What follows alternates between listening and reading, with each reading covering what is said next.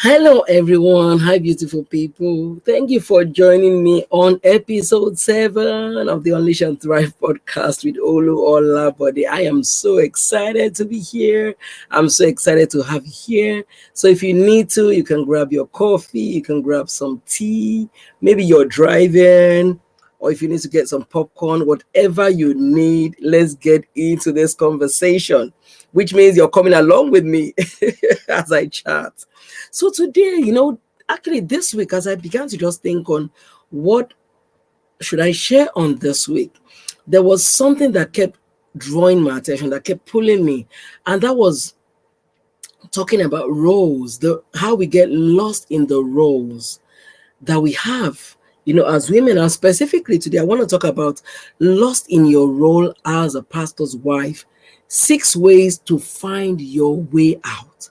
So, as I think about it, it just kind of reminds me really of how, a couple of years ago, it was almost a little bit after, I would say maybe about 2011, 2010. I'm not sure when exactly, but it was a couple of years after we moved from the UK to Canada. And I remember that at the time there was so much going on. I was overwhelmed. My children were really little. I had a full-time job. My husband was, ministry was busy. It was just so much going on. And I remember one of the days I just said, I'm going to go for a walk because I love to go for walks. So I went for a walk. And on the walk, I remember just crying as God and just saying, God, I don't want to be anybody's wife right now. I don't want to be anybody's mom. I just want to be a child of God. I just want to be a daughter of God. And I still remember how I felt. Like I just knew I needed to just get that overwhelm off my chest. But what I remember is that as I echoed out, as I said that out, I remember it almost felt like God laughed. And then he gave me a picture, or a kind of like an image of a little child running up to her dad and just sitting there with the dad and just talking and just conversing with the dad. And I remember one thing I can't forget, he said to me was, who says you can't just be a child? You can't just be my child. Who said you have to function first in those roles? That, and it was kind of just saying to me that what you have to do is you have to learn to be my child first. And then from that point of being my child, from the overflow of our relationship, from the overflow, of our intimacy, then is where all the other roles, that's so you get the strength to function in every other role you have. Oh, this changed my life. It was like I had never heard that before. And at the time I remember that my favorite character was David. Or my favorite character even till now is still David, because David had this thing about him that no matter, even if when he messed up, he had a way of just coming back to God and just saying, God, I'm sorry, from a genuine heart. And God would say, God saw his heart and was always willing to forgive him. And so I said to him, I said, God, David had this loving relationship with you, that he never got tired of your presence. He never got tired of loving on you. He never got tired of just knowing you. And he said, and I remember saying to him, God, I want this kind of relationship. I said, also, there are fathers of faith that I listen to, and a lot of them, have this thing that they'll tell us about how they've had this loving relationship with you 40 years, 50 years. We see it in them. We see them thriving. They've been in ministry 40, 50, 60, and they are enjoying the journey with you. I said, I want that kind of relationship with you. I want that kind of intimacy. And God kind of said to me, you know what, you can have it. And so for me, that started me off on that journey of intimacy.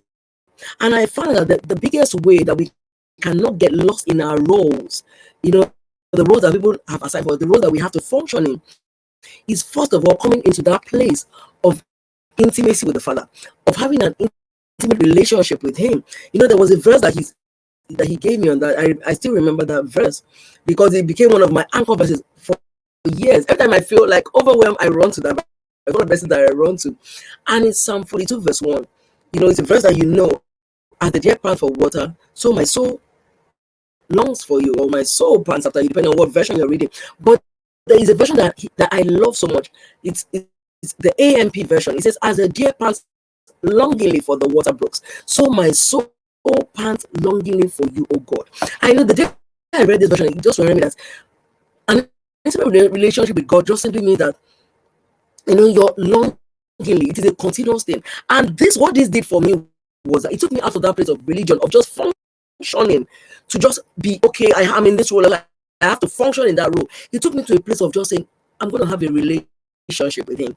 And because now I have a relationship with him, everything I do should stem from that relationship with him. And it just changed my life. It changed my perspective. Trust me, it changed my life spiritually, and now it became an overflow to other relationships. So I believe that's where we need to start from. That's our key thing.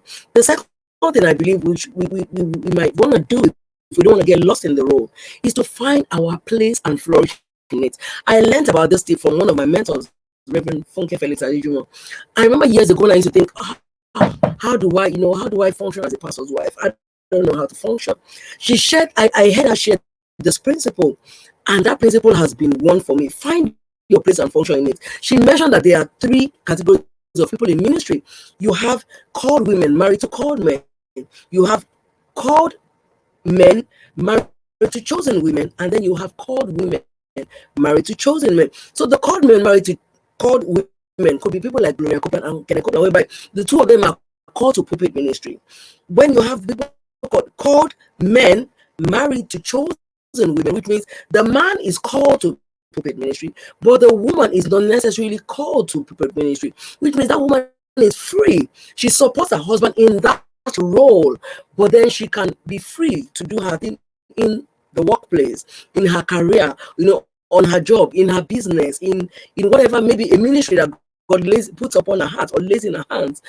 She is free. She is not called to that ministry, so she doesn't have that responsibility that society will necessarily say, oh, because now you're a pastor's wife, you have to function in this role. No. And that kind of it set me at liberty, that not every pastor's wife is called to pulpit ministry. The third category of women, of people that she shared, was it's called women married to chosen men. So these are people like Joyce Meyer, whereby Joyce Meyer is a woman, she's called to ministry. We see it in her, she thrives in it. But Dave Meyer, you will never see him preaching from the pulpit. He supports her in a role, he encourages her, she talks about it a lot, but he is behind the scenes.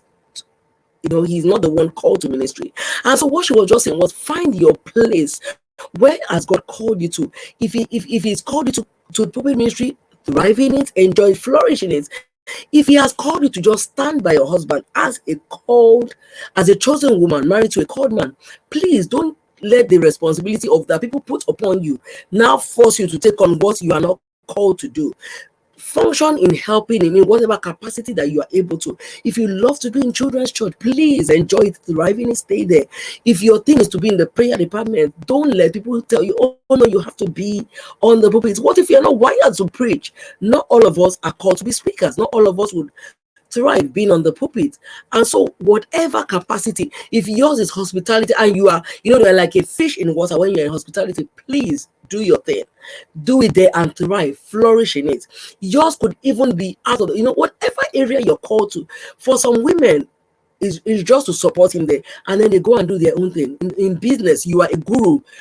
Why would you now leave that? That's what God has deposited in your hands. So as you thrive in that, now you come back and you support your husband in the call ministry. So whatever place you're called to, that thing changed. It liberated me so much, and I hope it will liberate somebody listening, somebody watching today. Number 3 will be discover your purpose and rediscover you. So discover your purpose. I wouldn't go on my journey that I'm going to share, but a couple of years ago, 2015, I began to go on this search of there has to be more that God is calling me to do.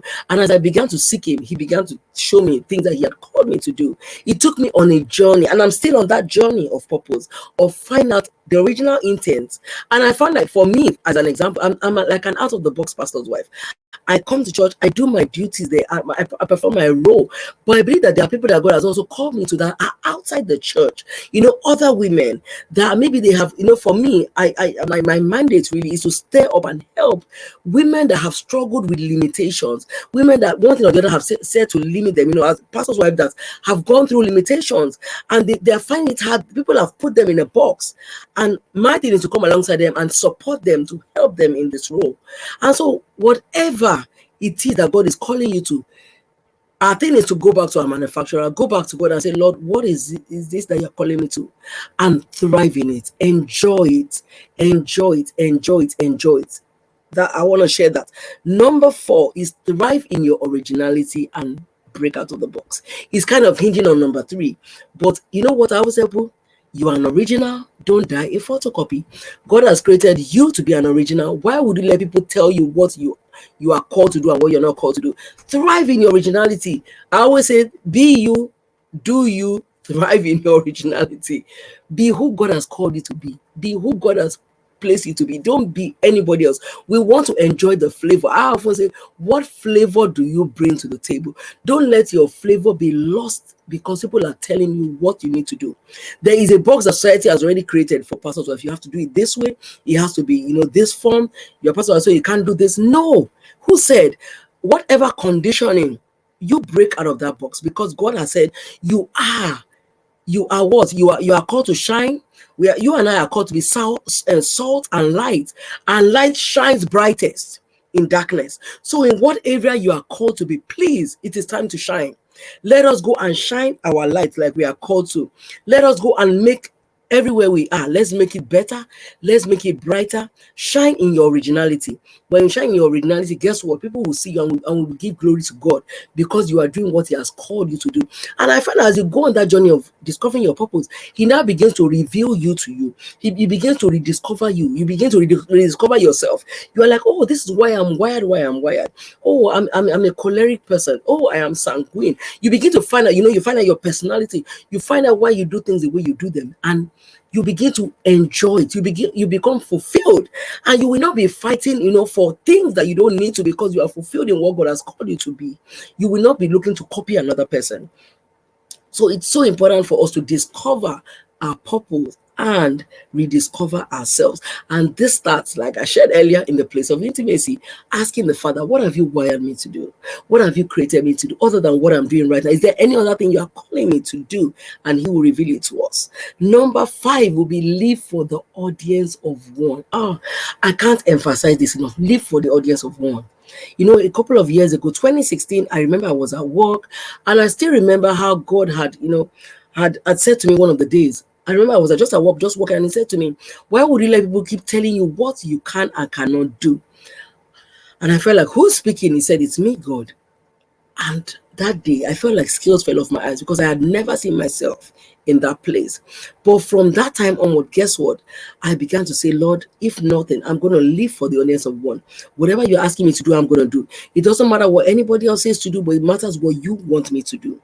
And so as I began to get into that place of doing that, guess what? I found that God just began to help me. And because I always tell people, I say, at the end of our lives, we're going to stand before one person, and His name is God. Before God, not one person. We're going to stand before God. Nobody else will be there. And He's going to ask you, what have you done with everything I have equipped you with? You and I are masterpieces.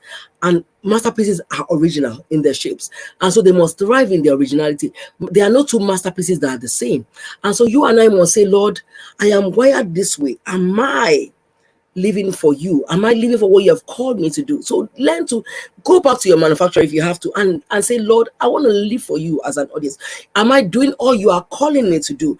Am I being who you are calling me to do? I love this scripture from 2 Corinthians 4 verse 7. I'm going to read it quickly.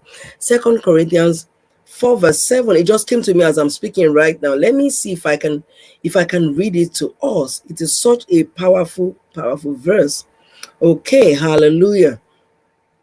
It says, but we have, let me look if I can read it from NLT. I think that would be a great one. It is such a powerful one. And I'm sure it's maybe you also know this verse as well. Let's see. Okay. 2 Corinthians 4 verses 7. Okay, it says we now have this light shining in our hearts, but we ourselves are like fragile clay jars containing this great treasure. This makes it clear that our great power is from God, not ourselves. Let me read it from one more version for you. Let's read it from the New King James. What does the New King James? I'm reading it for a reason. New King James says that, but we have this treasure in earthen vessels, that the excellence of the power may be of God and not of us. We have the treasure in earthen vessels. There is treasure within you. What are you doing with that treasure? There is treasure within you. God has put treasure within you and I. We sip like earthen vessels, but God has put that treasure so that that treasure can come forth into our world. So let's live for the audience of God. Let's live for what our Maker put in those earthen treasures. He's counting on you and I. He is counting on us. And number 6 I want to share is find a mentor and learn from them. Earlier, I shared a principle I learned from one of my mentors. And I have a lot of mentors, and so I want to say to us today, let's look for who can you learn from, who can you glean from, who might have, who would you look at and you say they've gone where I want to go, they have gone through some things that I might be going through. How can I learn from them? I want to encourage us. If you don't have a mentor, please today, let's look for a mentor. If you don't have one, start from YouTube. YouTube has so many videos of people you can watch. Let's learn so that when you're going through a challenge, you can say, I can pick up from this person's life. They have gone through this. They can help me go through what I'm going through. Let's learn from a mentor. And I hope from these six things, and my encouragement just to share with you, I hope you've been able to pick out 1 or 2 ways how you and I must not be lost in the role that society is placing upon us, that the church places upon us, that sometimes our spouses place upon us, sometimes our children place upon us, sometimes everybody places that responsibility of those roles. Do not get lost in the role. You are made for more. There is so much more on the inside of you, and God is counting on you. Have an awesome, awesome day. Until I see you next week, God bless you.